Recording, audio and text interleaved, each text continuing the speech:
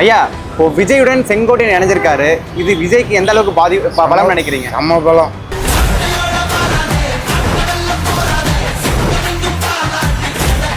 நான் கேப்டனுடைய தொண்டை. நான் இப்பவும் சொல்கிறேன், நாங்கள் கேப்டனை இழந்துட்டோம், விஜய் இழக்க மாட்டோம்.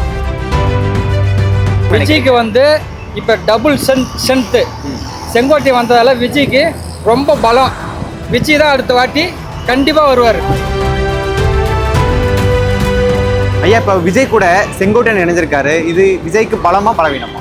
அதனால அவருக்கு பிடிச்ச கட்சியில் போய் அவர் சேர்ந்துருக்காரு. அதனால அவருக்கு ஒரு பாதிப்பு கிடையாது.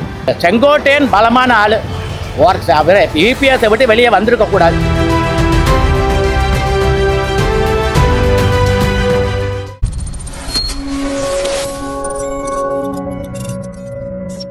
ஐயா, இப்போ விஜய் கட்சியில அதிமுகவுடைய முன்னாள் அமைச்சர் செங்கோட்டையன் இணைஞ்சிருக்காரு.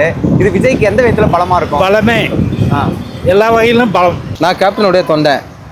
நான் இப்பவும் சொல்கிறேன், நாங்கள் கேப்டனை இழந்துட்டோம், விஜய் இழக்க மாட்டோம். எங்கள் அண்ணியார் வந்துட்டு ஓட்டு போட சொன்னாலும் சரி, போடக்கூடாதுன்னு சொன்னாலும் சரி, நாங்கள் எங்கள் அண்ணியார் சொல்கிற இடத்துல தான் ஓட்டு போடுவோம்.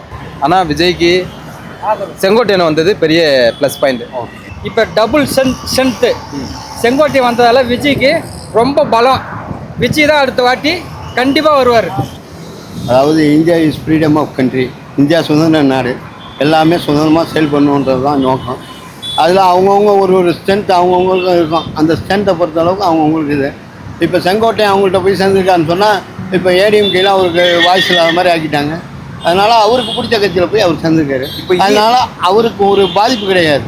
விஜயே பலம் இல்லாத ஆள். யார் சேர்ந்தாலும் அவர்கிட்ட பலம் எடுக்க முடியாது. முதல்ல அவர் தாம் பலசாலின்னு நிரூபிக்கணும். எம்ஜிஆர்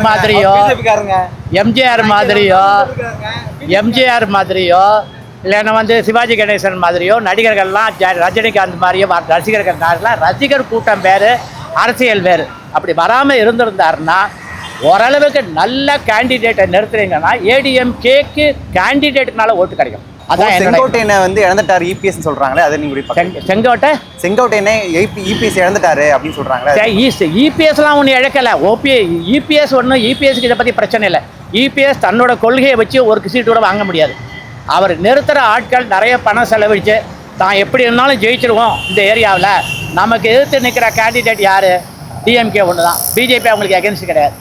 அதனால வந்து நல்ல கேண்டிடேட்டை போட்டாங்கன்னா வர்றதுக்கு சான்ஸ் இருக்குது. ஏதோ சில சீட்டுகள், அதுவும் மிஞ்சி போனால் ஒரு 30-40 சீட்டு வில்லேஜில் கிடைக்கும்.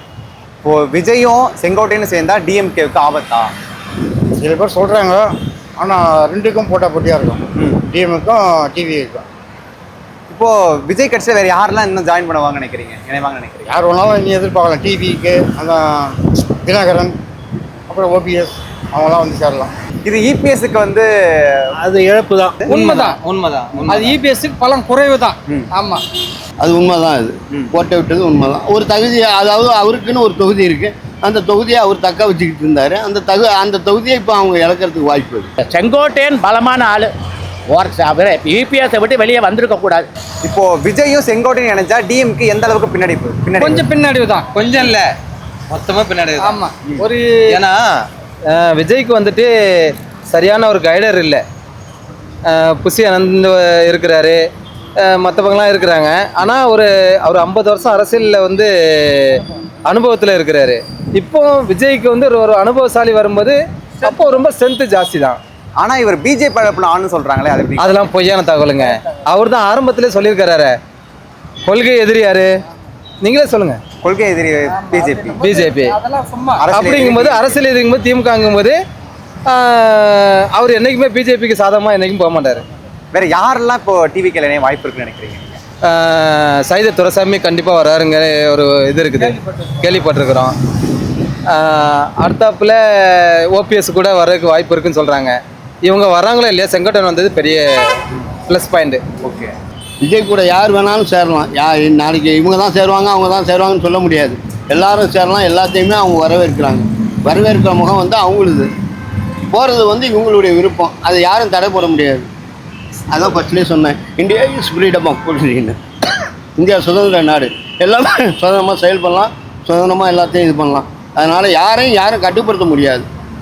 பிடிச்சா இருக்க போகிறோம், இல்லையா வேறு காணிக்கு போக போகிறோம். அதனால் இப்போ நாளைக்கு ஓபிஎஸும் டிடி தடங்களும் போய் சேரலாம். இன்னும் மற்றவங்களும் போய் எவன் திமுகவில் சேர முடியாதோ அவன்லாம் அங்கே போய் சேருவான்.